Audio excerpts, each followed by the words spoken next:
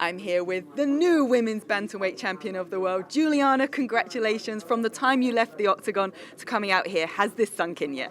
A little bit. It definitely has sunk in a little bit, but it's a little bit surreal as well.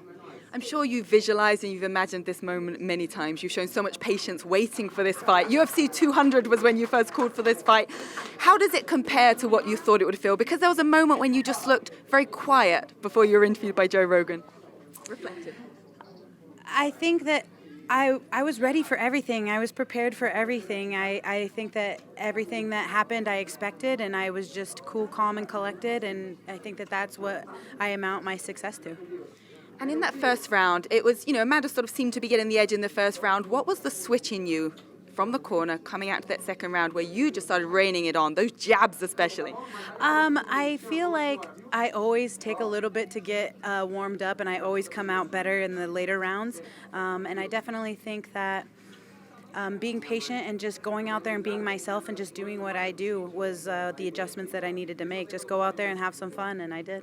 Did you have fun? I did. I had a great time, yes. That's so good to hear because, it must all just be like a rush of emotions right now. And you said patience again, and you've talked about you've wanted this fight for so long, and you felt like Amanda may have been avoiding fighting you. Now you're in there with her. Was there anything that surprised you at all about fighting, the woman considered the greatest woman of all time in mixed martial arts in Amanda Nunes?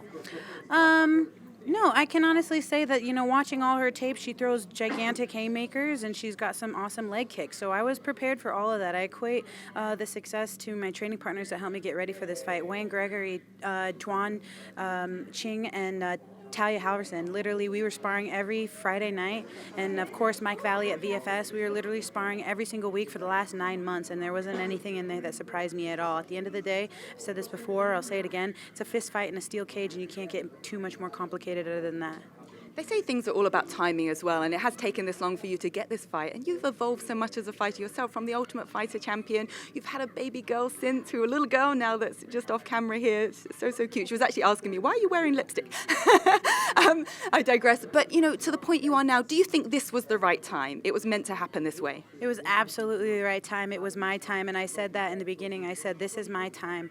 I definitely think that there were so many things. My unwavering faith in God helped me get through to this moment. I will also say that there were signs, dreams, and lots of signs that literally led me to this moment where I could come in confident and I could come in knowing that no matter what, I was going to walk away with this win, no matter what. I had angels guiding me the entire time.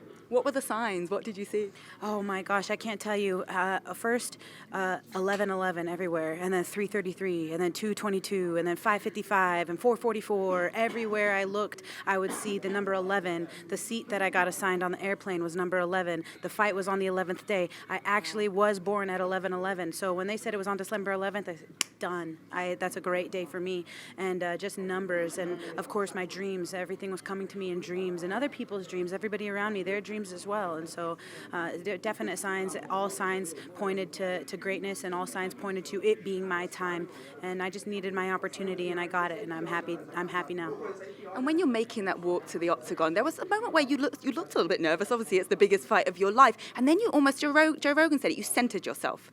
Did you feel that moment when, there's maybe a lot of rush as you're walking in, and then you're like, okay, it's game time now? Well, I thought it was funny that they said that I was nervous. I was cool. I mean, I honestly, I was dancing to her walkout song. I don't know if anybody saw me doing that, but I wasn't nervous at all. I was just ready for them to say, all systems go, green light, and that's what I was waiting for. There's been a little talk between the two of you in the build-up to this. You saying Amanda's, had been avoiding you and so forth. But Amanda was very respectful in defeat afterwards, as we'd expect her to be. But obviously the talk will now turn to there being a rematch, I assume. Is that something you're like, okay, yeah, that's my next step. Let me enjoy this. But you're probably going to be facing her again at some point in the near future. Yeah, we can do it tomorrow, next week. We can do it a month from now.